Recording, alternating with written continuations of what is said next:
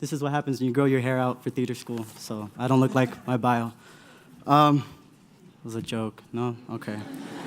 There we go. I'll read you a poem, I guess. Speak, poet! How many people have been in an open mic, a spoken word event? Great.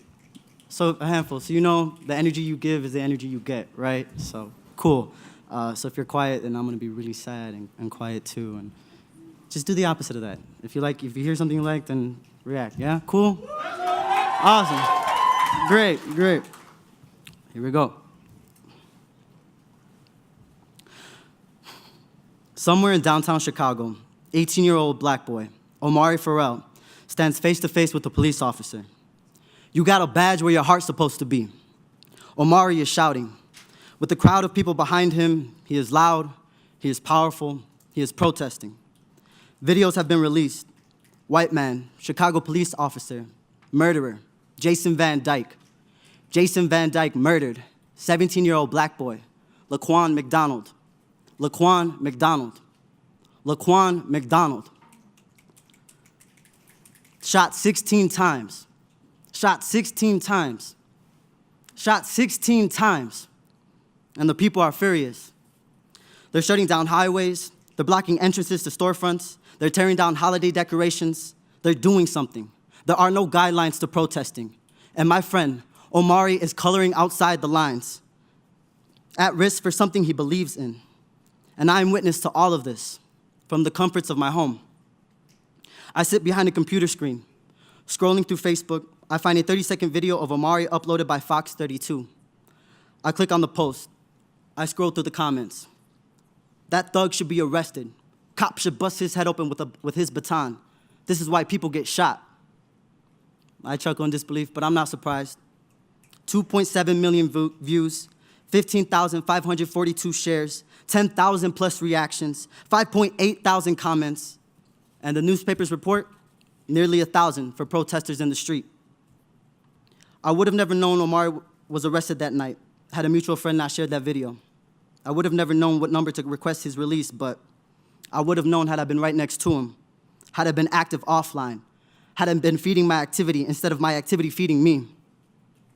Google Dictionary defines slacktivism as actions performed via the internet in support of a political or social cause, but regarded as requiring little time or involvement. This is where technology has brought us, most of us.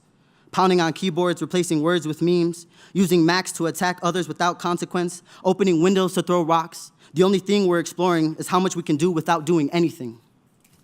Staring into screens, scrolling through feeds, flipping through filters, hashtagging onto trends to defend movements we can get behind, challenges we can record and upload.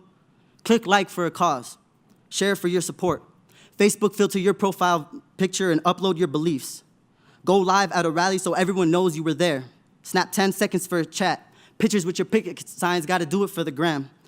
280 characters for your freedom of speech. Put together a thread and string everyone along. Let me slide into your DMs and make a point. What's faster than an instant message? A conversation. Lift your head, look up, have a conversation with the person sitting to your left. In front of you, you're right there. Ignore Google, ask a stranger. We hesitate to speak to people in public, yet we request to be friends and follow people we've never even seen. Technology and media have shifted us into focusing our attention on everything except for what's in front of us. Granted, the web is wide enough for the world to fit in, creating other worlds for those who feel like they don't fit in this one. Online support groups, petitions, campaigns, 40-minute, 20-second videos, long enough to inform us, short enough to keep our attention. The internet catching current events currently happening so quick, you can find out today what happens tomorrow. But then what? Who decides what the people see, what the people know? Yesterday is old news if the government says so. Puerto Rico is still without power. Flint, Michigan still does not have clean water. We are still forgetting to say all of their names. If we can keep scrolling or click pause when we don't want to look, what good is this digital age? I'm not trying to change the world. That's impossible. I'm trying to change the way in which we see it, in which we can get through the bad and the ugly to create the good, to create a reality for civil discourse instead of a virtual one. I spend my time generating spaces people can physically engage in, but I'm still plugged in.